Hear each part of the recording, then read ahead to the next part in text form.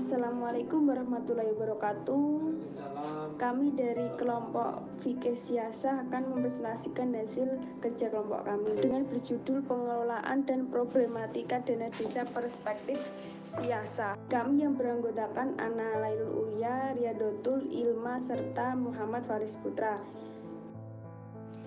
Selanjutnya yaitu tentang pengertian fikih siasah maliyah, di mana suatu tatanan yang berguna untuk mengatur ketatanegaraan dalam bangsa dan bernegara untuk mencapai tujuan kemaslahatan masyarakat. Ada beberapa macam fikih siasah, antara lain yaitu fikih siasah dusturiyah, fikih siasah maliyah, dan fikih siasah dauliyah. Di mana dalam arti fikih siasah maliyah itu mempunyai salah satu bagian terpenting dalam sistem pemerintahan Islam, karena menyangkut tentang anggaran pendapatan dan belanja negara.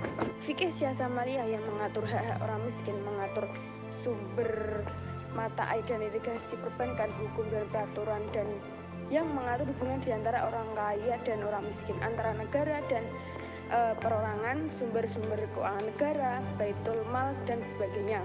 Nah, di dalam fikih siasah tersebut pengaturannya difokuskan juga untuk kemaslahatan rakyat dengan rakyat, harta, dan pemerintah serta atau kekuasaan.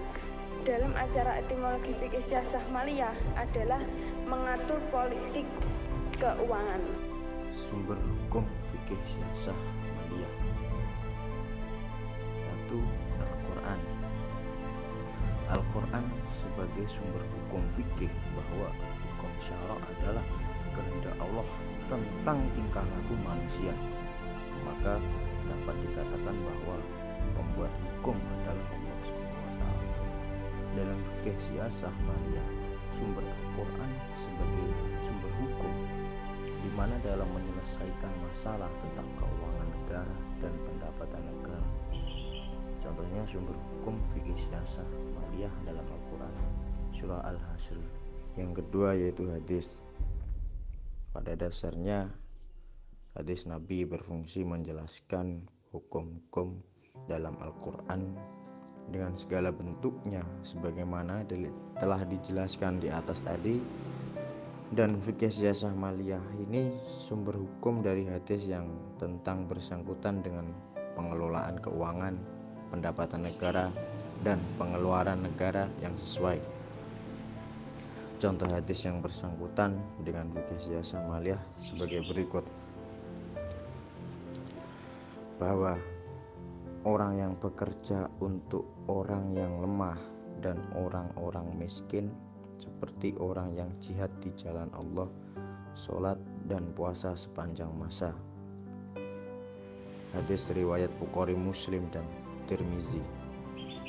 Kaitan antara hadis dan fikih siasah maliyah adalah bagian yang integral dan tidak bisa dipisahkan antara satu dan yang lain. Keduanya bagaikan dua sisi pada uang yang sama. Hal itu disebabkan karena fikih siasah dapat dikatakan sebagai suatu ilmu yang lahir dari hasil pemahaman terhadap hadis Nabi SAW. Selanjutnya, pengelolaan dana desa perspektif fikih siasah maliyah. Konsep pelaksanaan pengelolaan dana desa dalam fikih siasah bersifat menyeluruh. Fikih siasah pengelolaan dana desa yang dilakukan oleh manusia seharusnya hanya mengejar satu tujuan utama, yaitu kesejahteraan umat. 4 landasan yang mendasari pemikiran mengenai konsep pembangunan menurut fikih siasah maliyah yaitu: yang pertama, tauhid adalah landasan dari aturan-aturan tentang hubungan Allah dengan manusia dan hubungan manusia dengan sesamanya. Yang kedua, rububiyah adalah ketentuan Allah SWT mengenai alam semesta, pemanfaatan dan pengembangan sumber-sumber di dalamnya untuk kesejahteraan dan kelestarian kehidupan bersama.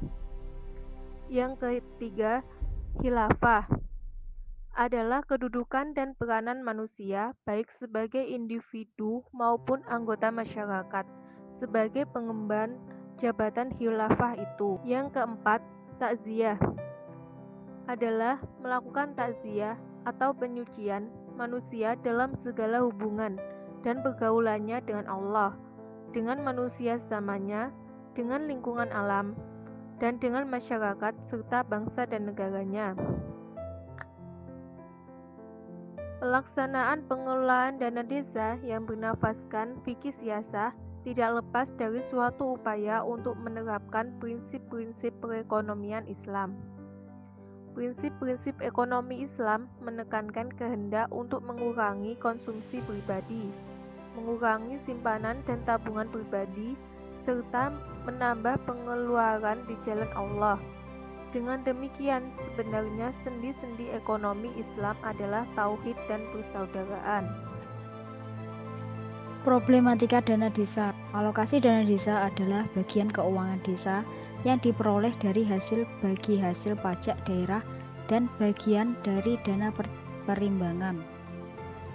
Keuangan pusat dan daerah yang diterima oleh kabupaten kota untuk desa yang dibagikan secara proporsional. Namun, dalam pengelolaan dana desa, terdapat beberapa masalah yang sering muncul di kebanyakan desa. Masalah pertama yakni regulasi. Masalah ini muncul karena belum lengkapnya regulasi dan petunjuk pelaksanaan yang diperlukan dalam pengelolaan keuangan desa, sehingga laporan pertanggungjawaban desa tidak aktif. Kedua adalah potensi masalah dalam tata laksana, yaitu kerangka waktu siklus pengelolaan anggaran desa sulit dipatuhi oleh desa. Tidak adanya acuan dalam penyusunan APBN desa menyebabkan tidak tergambarnya kebutuhan suatu desa. Ketiga adalah pengawasan. Masih adanya pemerintah daerah yang tidak memiliki rencana dan pemetaan masalah dalam pembuatan kegiatan pengawasan. Terakhir yaitu potensi masalah sumber daya manusia atau SDM. Hal ini terjadi antara lain tenaga pendamping berpotensi melakukan korupsi maupun penipuan yang memanfaatkan lemahnya aparat desa.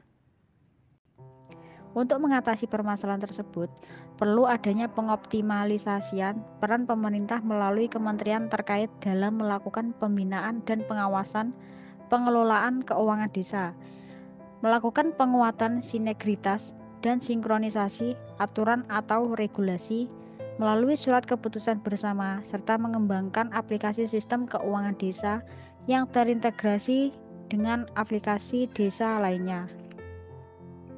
Sekian presentasi dari kelompok kami. Apabila ada kata-kata yang kurang berkenan, kami meminta maaf yang sebesar-besarnya. Wabillahi taufiq wal hidayah. Wassalamualaikum warahmatullahi wabarakatuh.